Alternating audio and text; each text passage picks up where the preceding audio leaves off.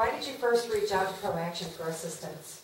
I first reached out for assistance through the ProAction program because I'd been out of the job for a while and I was having a difficult time finding a job, and also at the time I didn't have a vehicle, so they were able to help me get that going.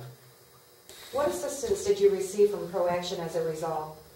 The assistance I received was a renewed license, which allowed me to get transportation to and from work, as well as a nice stable job that really helped me out.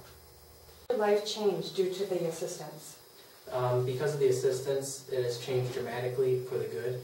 I was actually able to get in to the hospital when they weren't hiring because of their financial issues, and because of the ProAction program I was able to get in there, and the CEO was able to see that I was a good hard worker and actually convinced the board to hire me on full-time.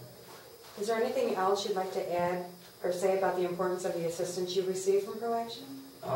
Without the assistance I received from ProAction, I probably would not be in as a successful position as I am today, because they were actually able to get me through the door.